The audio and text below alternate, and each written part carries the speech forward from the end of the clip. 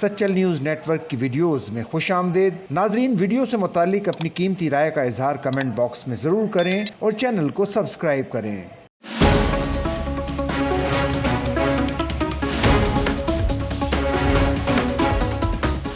تاجروں اور سیاسی رہنماؤں نے وفاقی بجٹ کو IMF کا بجٹ قرار دیتے ہوئے کہا ہے کہ وفاقی حکومت کے بجٹ 2025-2026 میں مہنگائی اور بے روزگاری سے پریشان عوام کے لیے کچھ نظر نہیں آ رہا۔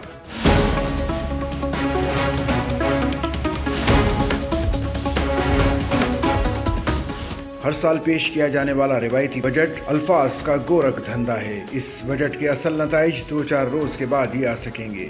جماعت اسلامی پاکستان کے مرکزی نائب امیر اسد اللہ بھٹو، معروف تاجر رہنما عتیق میر، سیاسی رہنما عرفان اللہ خان مروت، سندھ تاجر اتحاد کے چیئرمین جمیل پراچا نے روزنامہ سچل ٹائمز سے گفتگو کرتے ہوئے کہا کہ وفاقی بجٹ صرف الفاظ کا گورکھ دھندا ہے۔ اسد اللہ بھٹو نے کہا کہ اس بجٹ میں عام آدمی کے لیے کچھ نہیں، اگر کچھ تھوڑا بہت ریلیف ملا بھی ہے تو وہ سرکاری ملازمین کو ملا ہے۔ انہوں نے کہا کہ حکومت اپنے اخراجات میں کمی کے لیے بالکل بھی تیار نہیں ہے۔ وہ سمجھتے ہیں کہ بجٹ کے نتائج 2-3 روز کے بعد ہی معلوم ہوں گے۔ تاجر رہنما عتیق میر نے کہا کہ کچھ تھوڑا بہت ریلیف سرکاری تنخواہ دار طبقے کو ملا ہے، باقی غریب عوام کے لیے کچھ نہیں۔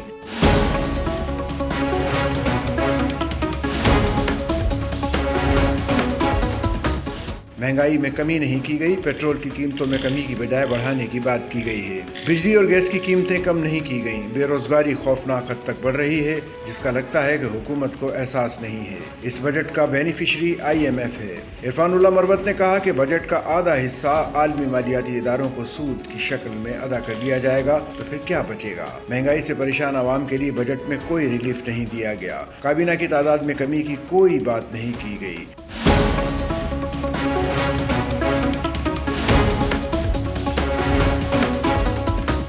اور نہ سرکاری اخراجات میں کمی کرنے کی کوئی بات کی گئی۔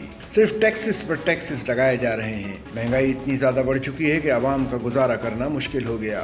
جمیل احمد پراچا نے کہا کہ تاجروں کے لیے مسائل روز بروز بڑھتے جا رہے ہیں۔ پیٹرول، بجلی، گیس کی قیمتوں میں کمی نہیں کی گئی ہے۔ ہماری ایکسپورٹ نہ ہونے کے برابر ہے اور امپورٹ بڑھتی چلی جا رہی ہے۔ سیاسی اور معاشی استحکام کے صرف جھوٹے دعوے ہی کیے جا رہے ہیں، جبکہ حقائق مختلف ہیں۔